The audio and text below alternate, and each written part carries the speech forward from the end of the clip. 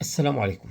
في الجولات الأخيرة التي أدارتها المقاومة في السنوات الأخيرة بشكل موحد، أدارتها بحكمة وبإنجازات، وقدمت في كل جولة ما هو جديد في العمل المقاوم.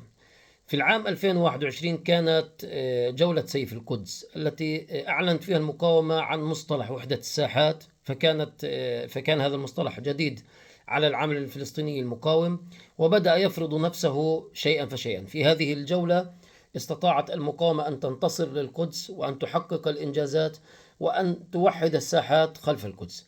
في العام 2023 في جولة رمضان جاءت لتؤكد على هذا المعنى ولتوسع مفهوم وحدة الساحات. هذه المرة دخلت لبنان على الخط، دخلت سوريا على الخط، فأصبحت المقاومة في غزة وفي الضفة وفي لبنان وفي سوريا موحدة خلف قضية القدس وخلف القضايا الرئيسية التي تهم الشعب الفلسطيني. ثم بعد ذلك جاءت جولة سريعة، هي جولة الانتصار للشهيد خضر عدنان. كانت جولة أيضا وإن كانت قصيرة محدودة، لكنها موفقة وناجحة، أديرت بحكمة، توزعت فيها الأدوار وحدث فيها القصف بشكل محدود. حققت المقاومة ما تريد وأنهت الجولة بشكل جيد.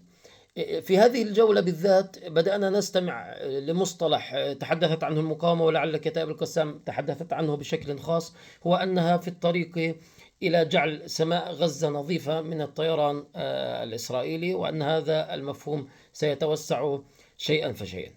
الآن في هذه الجولة الأخيرة لم تبدأ الجولة بالمعنى الحقيقي، ولكنها بدأت إدارتها بشكل حكيم وموفق، حيث استخدم فيها الصبر الرادع. هذا الصبر الرادع الذي جعل الاحتلال في حيرة من أمره، لأن المقاومة لأول مرة لم تتصرف بردة فعل سريعة، ضبطت نفسها، تعاملت بحكمة، تعاملت بشكل موحد.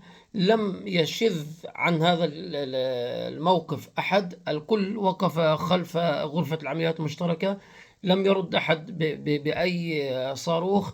الاحتلال الآن ينتظر وهو في حيرة من أمره، هو مضغوط، هو محاصر بشكل أو بآخر، منع تجول في منطقة غلاف غزة، في التعليم وفي السياحة وفي القطارات وكل ذلك. الأمر مربك لديهم، وهم الآن ينتظرون أين وكيف ومتى